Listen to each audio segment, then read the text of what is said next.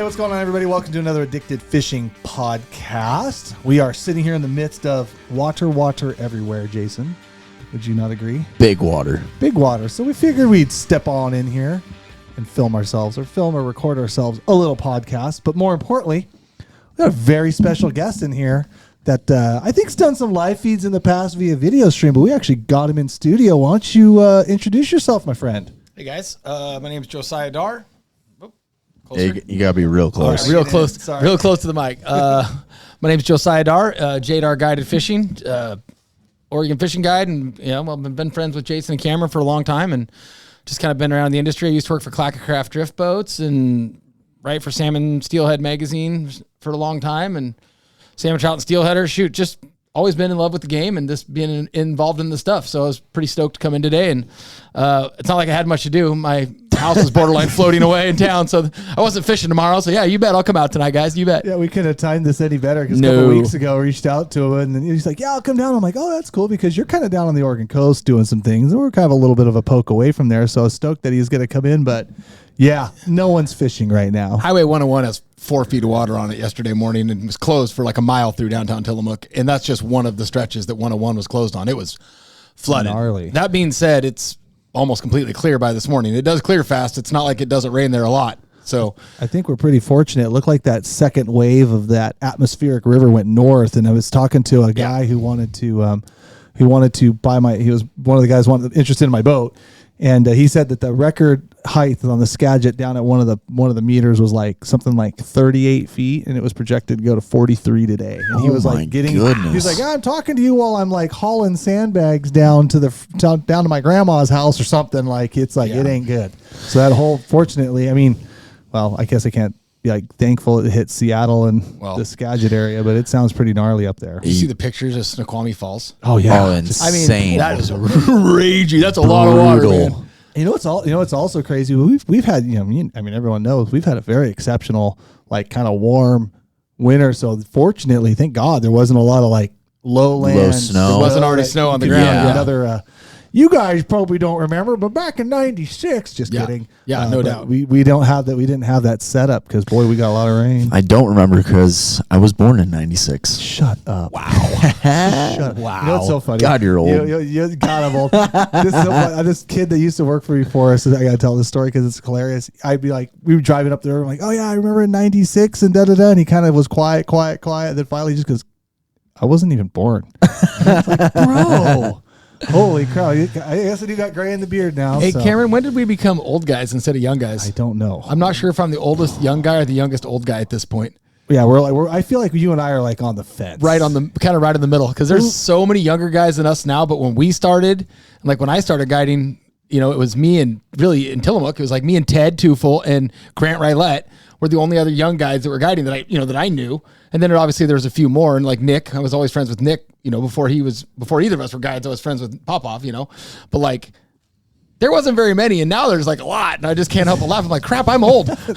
There's a lot. I keep telling Nick, and even I've known when I say to Jason here, so before your time. Oh yeah, it's like these used to be all orange fields. Shut up, you old. Retire already. God, I wish I could just go join the bass circuit and ride it off into the sunset. Anyways, bassing away. But man, what do you think this water is going to do? So high water event, you're going to have we're all going to have a lot of new rivers. All new rivers, yeah. All new rivers. What do you think's going to happen there, man? Mostly Tillamook in general, because the lower ends of those rivers are really cut through cow fields, right?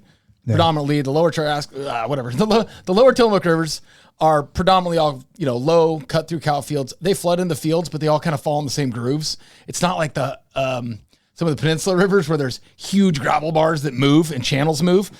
They're not, so they don't change that much. I mean, there'll be things that move around, but not like massive significant islands and weird braids and stuff like that. It might be another tree down here or there that are new, but the upper rivers move more because they got more gravel and more stuff moves around. But the lower trenchy sections.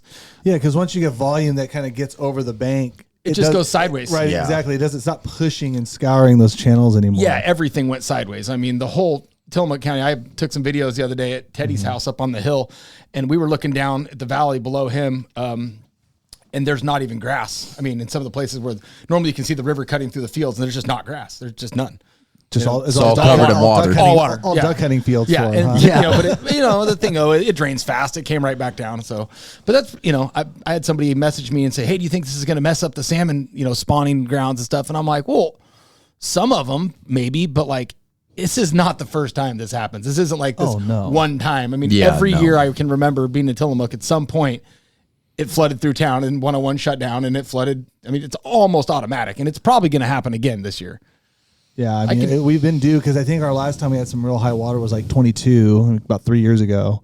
So yeah, I mean the salmon, but for eons, right? Yeah. Like thousands and thousands of years they can survive, and maybe that's also why they try to go up higher into these reaches for good clean gravel and stuff. And I would think the ones that were eggs were in the good places to begin with are probably fine.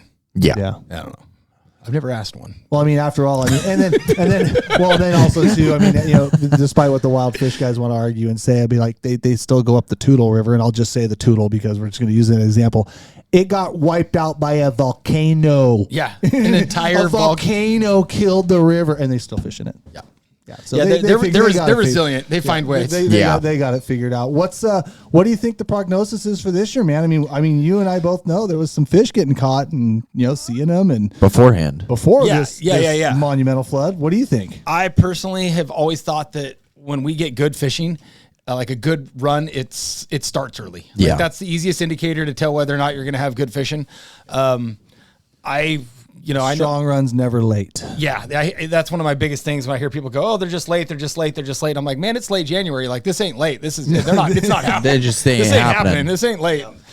So no, I think there was plenty of fish getting caught. I mean, I know a lot of the creeks that get fish early. We're getting fish. All the places that get a few trickling in early, we're getting a few trickling in early. I don't think there's anything to worry about. I mean, I'm pretty optimistic. I mean, I can't wait. All the usual spots, some of the early runner stuff, they were showing up in a few actually to hatchery too, and the places that we're supposed to get them, we're getting them. Like you exactly. said. That's fair.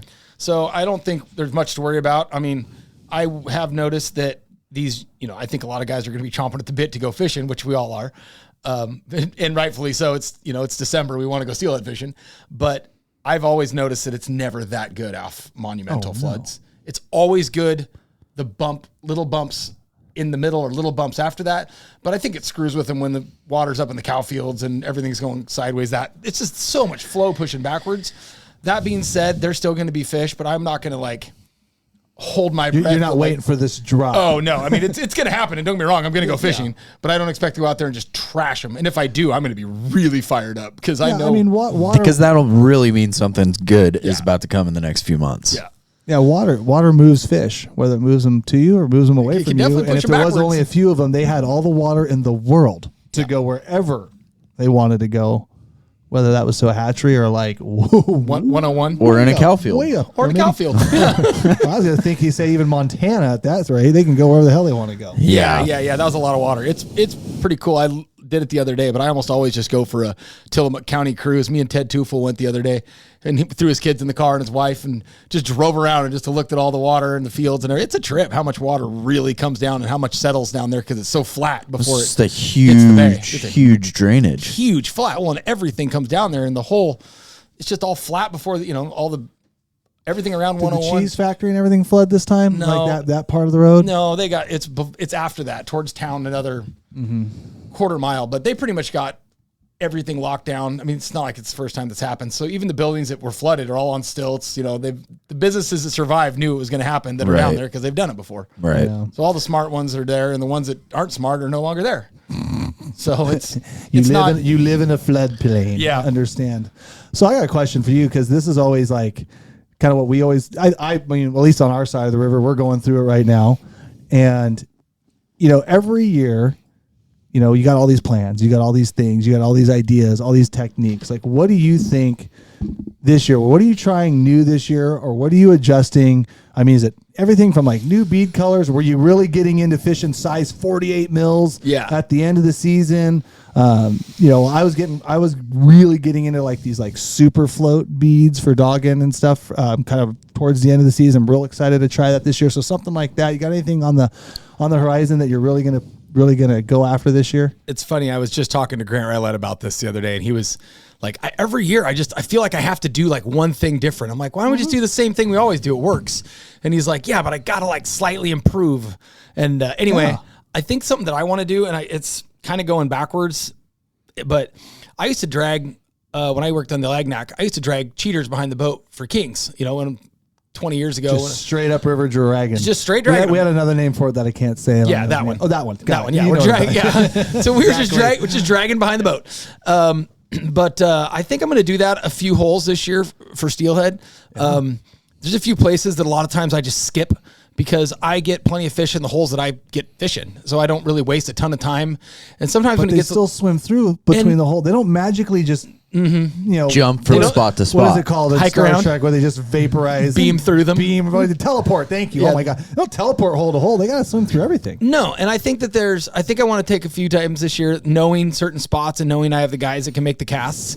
I'm gonna have a couple rods with just straight pencil lead and like 4 or 5 foot leaders, straight and just dragging. pitch them behind the boat. And and through a couple of the big deep sand, throw the boat sideways, pitch the boat sideways, and pitch the boat sideways, or and just let it drag, and maybe use my oars to just kind of keep it straight. But there's a couple places. I mean, I've been thinking about it specifically. Like, okay, if I'm in this tail out, and I fish this hole hard with my guys or whatever hole I'm on, I know like, okay, guys, switch rods. I'll rig up those. Just bear with me. We're gonna float 90 yards through this one spot. And I usually just paddle through it, but I want to drag some lead through some spots that I don't normally fish because, some days those big fish hide better. I was going to say big fish, big water. Salmon water, and, big weird stuff. So I want to try that. I don't know. I mean, trust me, I'll lose interest if I don't catch a few fish pretty quick.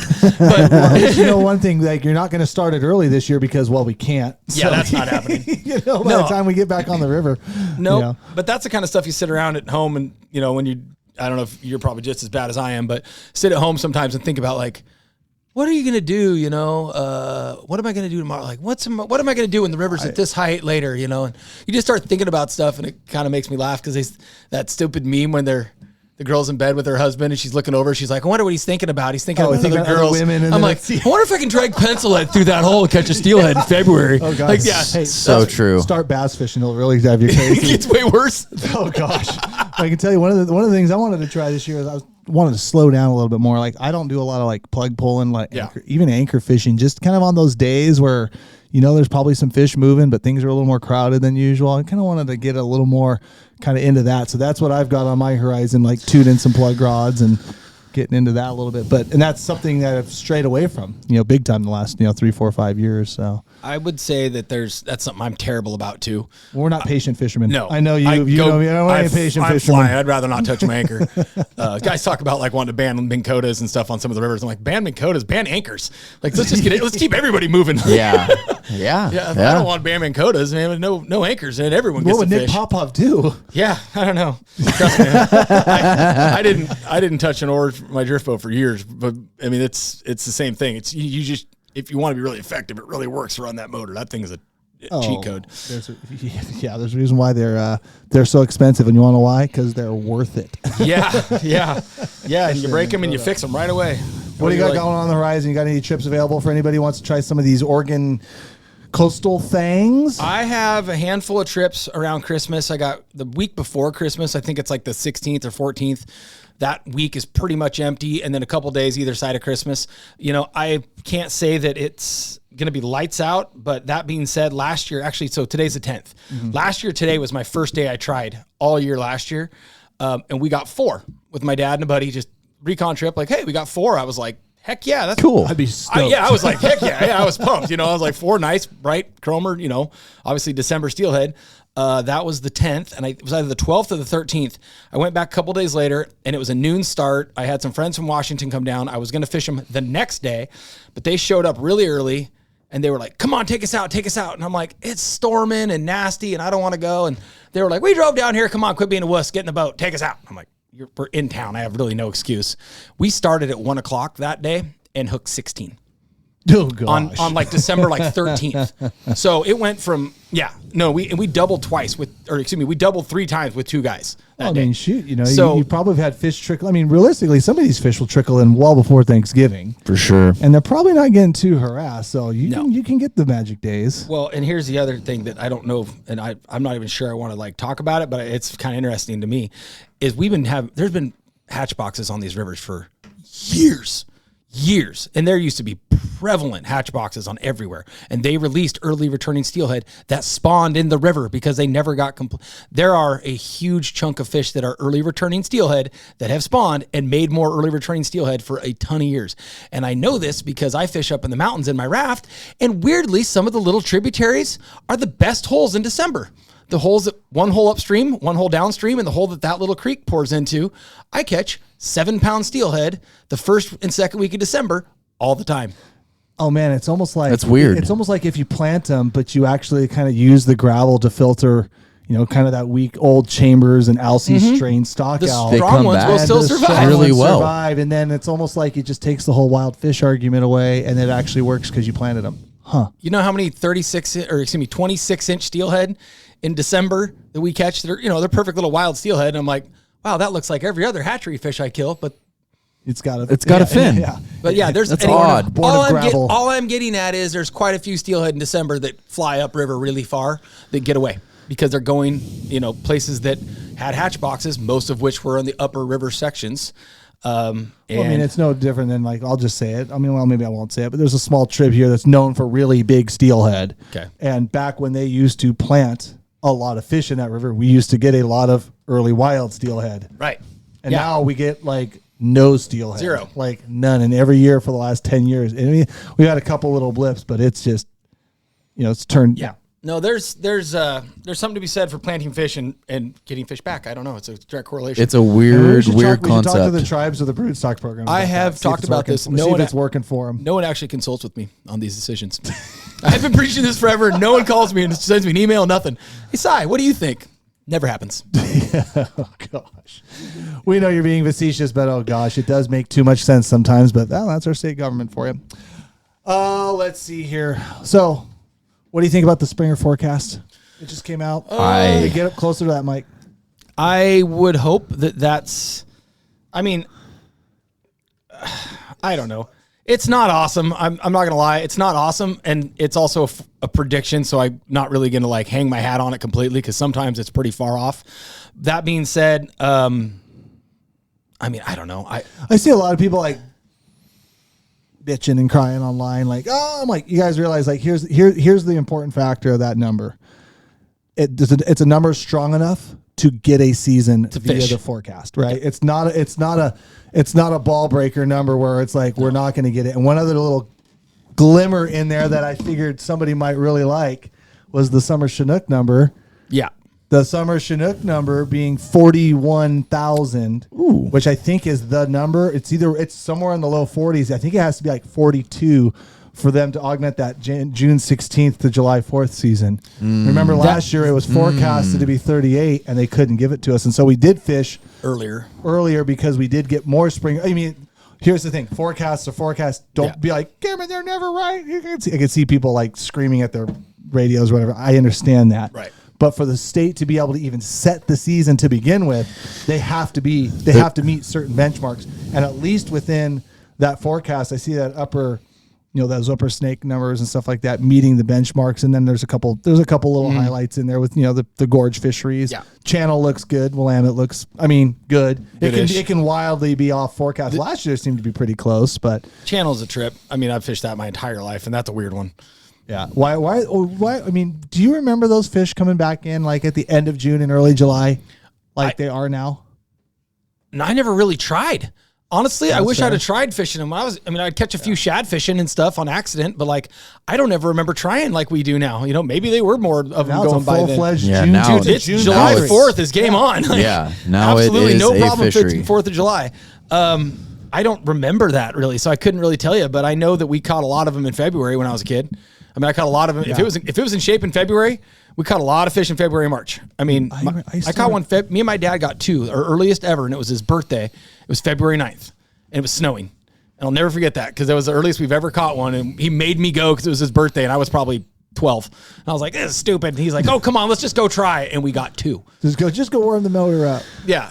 So I don't know. They were there. Yeah, I mean, it used to be back in the day, we'd sit out there at the head of the channel. And I remember like being in February, like the last week of February, and having days where you're like 2 for 3. Yeah. Like as good as most on big fish too. And they're bigger fish. That's one of the things I was going to say that day that Dad and I got those 2. One of them was one of the bigger fish I've got a picture of, like all of growing up. It's one of the biggest, picture fish. That being said, though, you did touch on something really important to me because that also is like absolutely my jam. And you too, because we're on the same opposite sides of the same chunk of river. But that summer Chinook fishing, that quick fishing and anchor fishing in the summertime is hands down one of my favorite fisheries. I love it because it's easy other than getting out of bed. But the people love it. It's great for clients. It's so much fun. Nice. It's beautiful weather. I anchor the boat. I do all the work as far as getting where I want to be, trying to get my spots right, and then hang out with customers all day and have a pretty good time. And man, we'll get 2, 3, 5, whatever. And there's days that can lend itself to some big numbers. I mean, I had a 20, 25 takedown day last year, right where I sit every day. And it wasn't like it was every day that good, but like some days they're just going under your boat. Like you are you are on the X. You're in the travel lane. You're dealing with a run that's only 40,000 strong, like we were saying earlier. So I mean, it's even less than springers. So That being said, those days that we were pounding them, I know you've seen this. Absolutely, football. Oh yeah, purple back Willamette fish, and every single Willamette fish, black face. 14 pounders, as black nose as they get, and then a 22-pound wild one that's super long and skinny, all in the same. Like you're not catching summer Chinook only. No. Yeah, there's no. Willamette fish. There's some Columbia fish.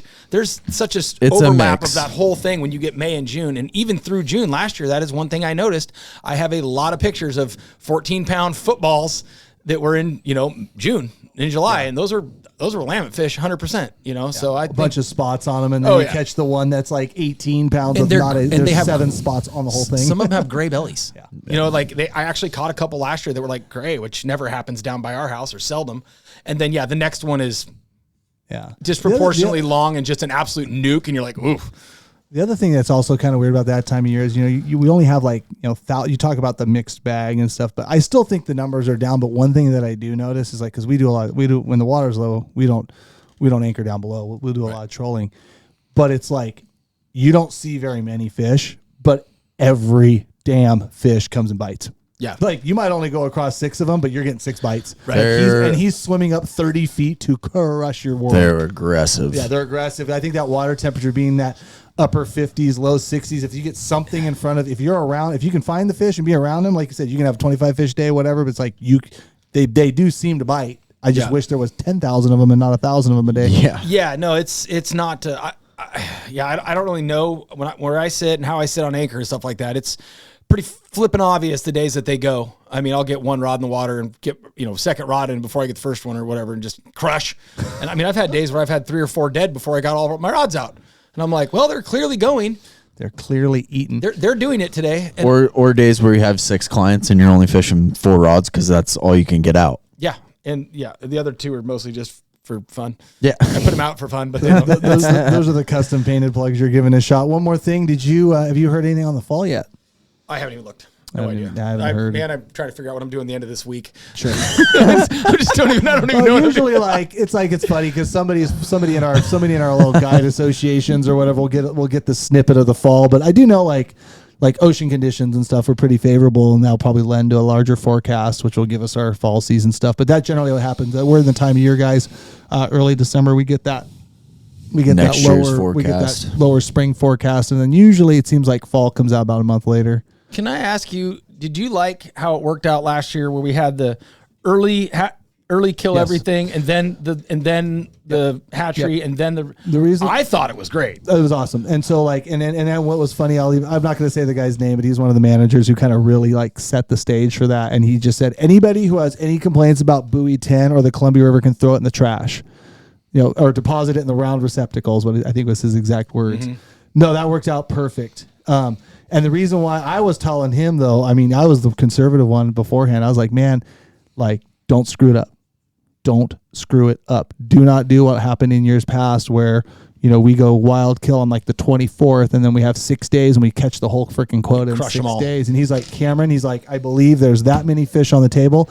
And when it comes to lower river impacts, which that's our problem at Buoy 10, we have upriver impacts that shut us down in September, but the lower ones in August, the problem with them is that whatever that forecast number it is, it's the Bible, because they cannot make an adjustment to that number until they do spawning ground surveys. So whatever number happens there, even if they're so prevalent we can't beat them off the freaking rods with a stick, that's the number. That's the number, and it will never change until they do spawning ground surveys in mid-September. Was it last? It wasn't last year. Was it the year before we closed it? And it was like astronomically good fishing because the number was so much higher than the prediction. The number of fish were clearly. Well, Brights came in. Was that it?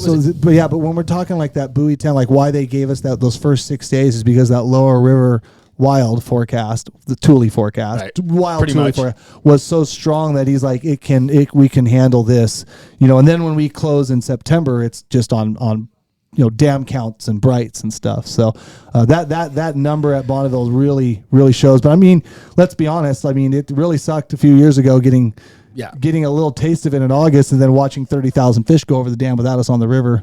Really, it was kind of, so they're getting that figured out. Took a few years. Well, I don't know what happened last year. I don't know, phenomenal on paper, but I will take that every year. Oh God, that wouldn't suck. The coho fishing early, way early. I mean, it was everything about that was good. And last year the forecast was supposed to be way down on the coho, and I'm like, last year the coho's fishing been better than it's been in the last 5. I got friends that have been catching coho up in the Columbia in our yard up until like not very long ago. They were still getting them. I saw when I came across the Longview Bridge crabbing, I don't know, a couple weeks ago, and I looked out there was 2 boats still trolling. I'm like, oh, what are you doing? I want to know. I want to know. No, this year, I think we're going to see a good forecast. The springers look good. There's going to be a lot of fishing. We appreciate you coming in, dude, and giving us a little rundown. If you guys want to get out on those Oregon Coast rivers or some springers or doing some of that summer Chinook plug-in, I need one of you guys to do me a solid and then hop in his boat with a phone and give me some GPS coordinates on where he's sitting so I can sit there the next day. It's great. I will. I have the 27-foot orange boat. You can see me from everywhere, but you have to beat me. I think you live close, but I'll sleep out there for like 2 weeks. Then I'll have to sleep out there. No, neither of us get to sleep. Oh man, I would never do that. No. I don't want to sleep out there because there's too many things that float by out there. It's scary out there. It's really dark in that section. It's dark and scary. No, but if you guys want to go on a trip, hit him up, guys. Josiah Darr. You can find him on Facebook, Google. I'm sure you can find him everywhere. And we got to go do a live feed, man. Let's do that. Dude. Sweet. Thank you, guys. Cheers, bro.